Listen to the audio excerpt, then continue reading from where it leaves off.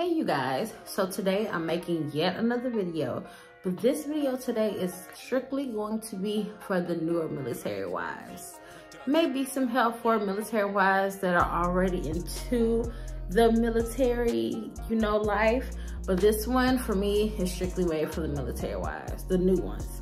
Now, like I said before, every time that I'm making a new video, it's because of something that I'm going through at the time. So recently, a few days ago, I was at a family gathering, and you know how it is in the military world, family gathering, all the spouses kind of like huddle up together and talk about past experiences. And we were talking about some stuff at the party. It was like some new wives, but also some wives that has been a part of the military world just as long as I have. And it's a lot of things that they didn't know. It's a lot of things that I didn't know. So this video today is literally just gonna give some small tips to military wives, new military wives, of what you may not know. And these tips for sure, I promise, will be helpful for you.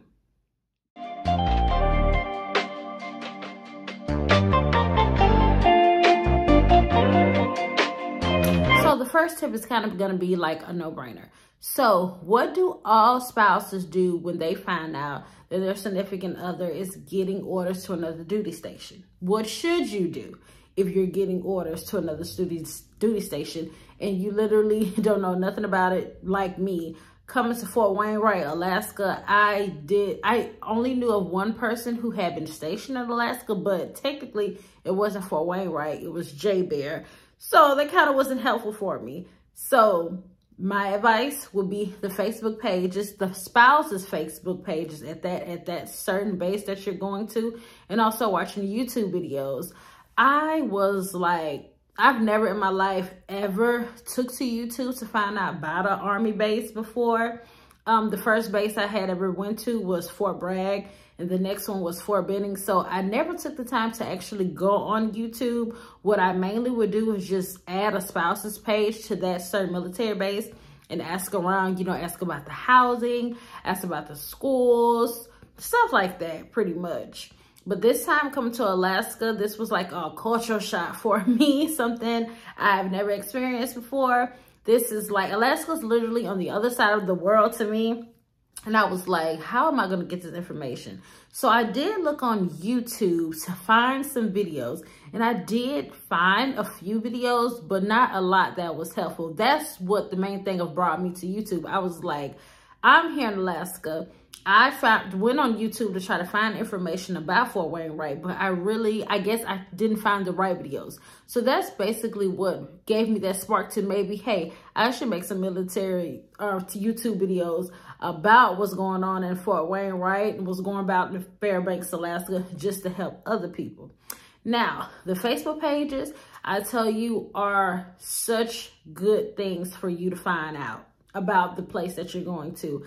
I found so many spouses that helped me out to know about the area, the schools, how it is shopping and stuff.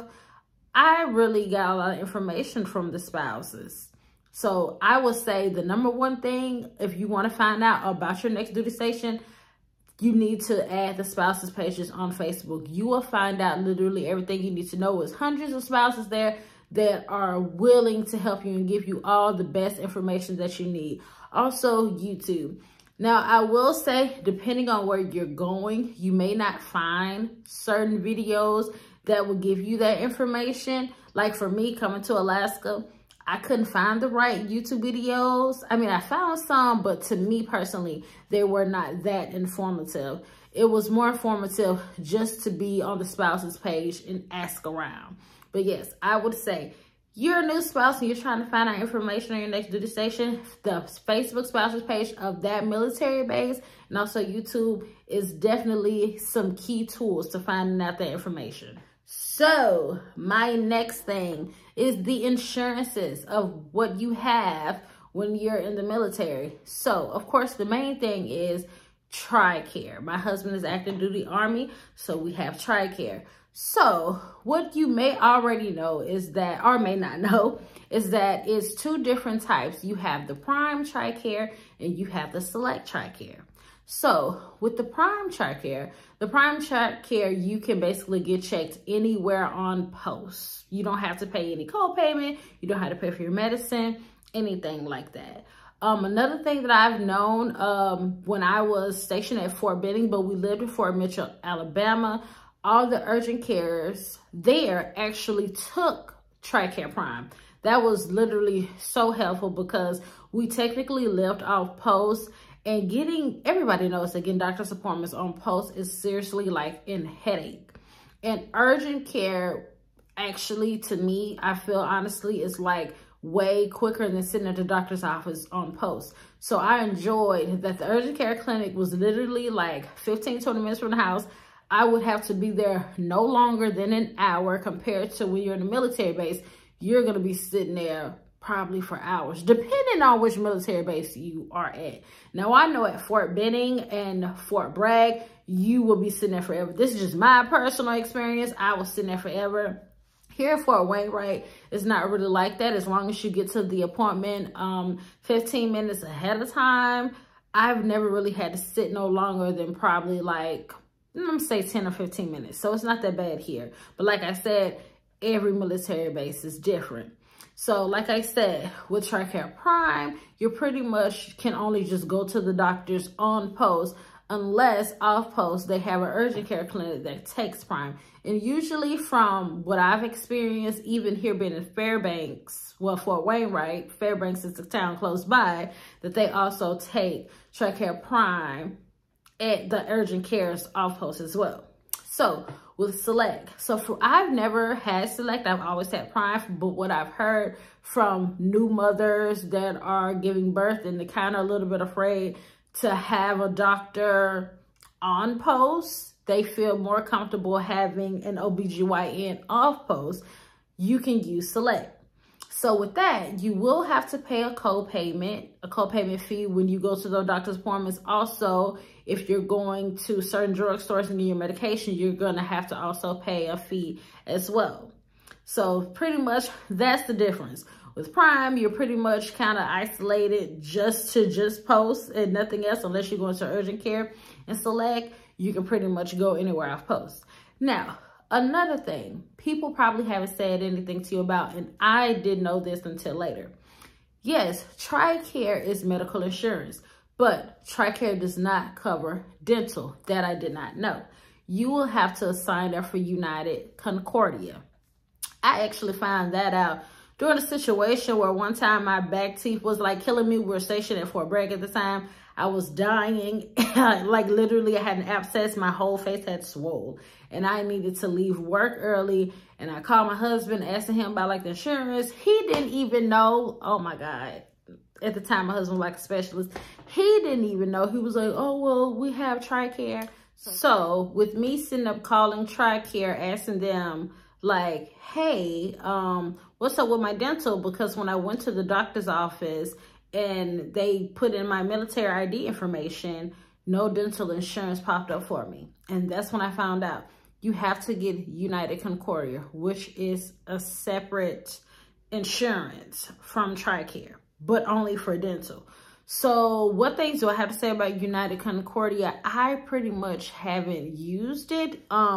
What I'm considering doing, honestly, is getting another outside insurance with my job. Why? Because with United Concordia, my husband, he's military, so everything is paid for him. But when it comes to me and my 4 daughters, with United Concordia, we only get a set amount. I think it's like $1,785. So $1,785. That's it. That's all they would pay for in your doctor's appointment. $1,785. Anything else, you will have to pay. So I will tell you this. If you decide to get insurance with United Concordia, let's say, and that's with your husband's job, if you have a job as well as a spouse, you should pretty much invest in getting dental with that job. Because that's exactly, I start a new job on the 29th of this month, and I'm going to be signing up for dental as well. Because $1,785, that pretty much, to me personally, doesn't cover a lot. With that, you would pretty much have to just come out of your pocket. So I would definitely say If you decide, well, I hope you decide to sign up for United Concordia, you're pretty much, I would say, if you have a job, get dental also through your job, and also know that you're probably going to be spending some money out of your pocket as well with them, just to cover any dental work that you have to get done. All right, so the next thing we're going to go over that most spouses probably don't know about is MyCAA. Yes, MyCAA is actually a real thing. Some people actually don't believe that it is a such thing as MyCAA. As many times as you see it all on Facebook and online, people believe that it's not really a real thing and it pays for spouses' classes. Yes, it does. You get $4,000 and it does pay for your classes. I've used it plenty of times. I used it when I was married to my ex-husband. I've used it now that I'm married to my new husband. And I will be using it again soon when I register for classes at the beginning of next year. So with that, like I said before, you get $4,000. It is kind of like a process because the school that you're going to, usually you have to talk to a person, an advisor that specializes in the MyCAA stuff. So all you have to do is tell them that you're going to use it. Pretty much you have to fill out the application. You can actually call the 1-800 number directly with MyCAA. They are, when I say super helpful.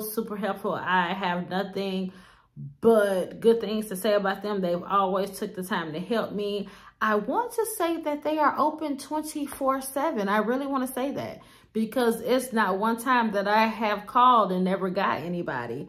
They are very helpful. All you have to do is let them know what classes you're going to take, well, which major or whichever field you're trying to get in, whether it's like you're trying to do something for the LPN, which that's what I was trying to do, something for LPN, medical billing, coding, something like that. All you have to do is let them know which program you're trying to do and tell them which classes that you're trying to do, and they will do all the paperwork and stuff for you after you fill out everything, and then they will email you like the, I want to say it's kind of like a certificate or whatever saying that they pay for the classes, and all you have to do is give that to the advisor at the school that you're going to. So that's actually really good. It is. Save you some money. I will say they do not pay for books. No, they don't pay for books. So I did have to pay for all my books out of pocket, but hey, at least they're paying for the classes. I got to save a couple $100 doing that. Now, you do have to be a specific rank. I will say that. And I just thought about that. I won't be using it this year. I just thought about it because my husband recently just ranked up. So I know from E1 to E5, those are the only spouses that can use it. So if your spouse is E1 to E5, you'll be able to use it. I think it's Officer 1, Officer 2, Warrant Officer 1, Warrant Officer 2, then you'll be able to use it. Those pretty much are the only rank for spouses that'll be able to use it. But a lot of people actually did not believe in MyCAA. I guess they thought it was a scam, but no, it is not a scam. I am a true person who has used MyCAA plenty of times. I can't use it this next year. Crushes my heart that I'm going to be spending money out of pocket for school, but hey, that's the price I got to pay to try to get a career. So I guess I'm going to be doing it. But yes, I would say any spouses that is trying to get into a new program, trying to go to school, please sign up for MyCAA. Please do. It's very helpful. That is $4,000 that you can keep in your pocket and $4,000 that you do not have to worry about later on. So last but not least, this was like the biggest thing that I know spouses really knew about. And how I found out about this about this, I was talking to a spouse. I'm coming to Fort Wayne, right? And I was explaining to her my financial situation. I'm like, you know, it's just so stressful. I have to quit my job yet again to come to a military base and pretty much start over because I couldn't transfer my job that I had because I'm all the way in Alaska. Like, oh my God. So I was like, what are we going to do financially? We're pretty much just going to be depending on my husband's check until I'm able to get a job again. And what she told me, I had no idea. You are able to get unemployment benefits as a spouse if you're losing your job to move or PCS to another state or army base. Yes. So you have to leave your job because your spouse is PCSing to another army base, you can get unemployment benefits. Yes, I am not lying. For sure. I got my money, not joking. So what you have to do is the state that you are employed in, which I was employed in Alabama, you have to go on the, I want to say IRS, no, not IRS, but unemployment, the unemployment.gov website. Go to that, fill out an application. With the application, I think they're going to set up like a call for you, because you can do that too. Set up for somebody to call you. So I fill out my application, everything, and I set up a date for somebody to ended up calling me. Basically what I had to send in was my social security number, my ID. I had to send a copy of the orders, and I told them my job, and pretty much they called my job. Now, I will tell you, you do not start getting your benefits right off the bat, because when we PCS from Fort Benning coming to Fort Wainwright, we was broke because we was literally spending money in hotels, and I was waiting on that money like every single day. I was like, you have to call in, or either you can call in every week to put in your earnings, or you can do it online. I think I was calling in and also doing it on my phone and on my iPad. So just keep doing that every week. And they, like a week before Christmas, back paid me. And that was like the best blessing ever, because we were like super broke. We had just got to Fort Wainwright. We had took loans on top of loans, AR loans, trying to pay for the hotel we was living in, buying food. We had basically spent our whole savings staying in the hotel. And then we finally got a house on post, and we did not have no money to pay for the first month's rent. And we had to get an 8-year loan.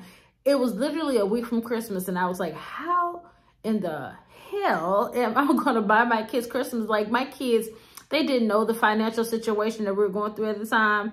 So I was like, how are we going to like have a Christmas? Like, I don't want them to be like disappointed. We've lived in a hotel for over a month and a half, basically eating ramen and Hot Pockets. Like, how are we going to get this done?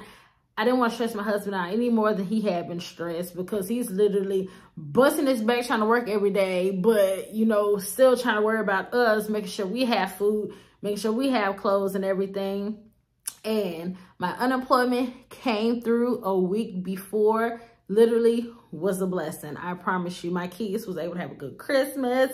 I was able to catch up on some meals and also have a good Christmas dinner. It was perfect. So yes, please, if you're a spouse that's going to be leaving your job, or you can't transfer your job like me to the next duty station, please sign up for unemployment. That will be something to help you stay on your feet, or get on your feet like me, of course, until you find another job at your next duty station.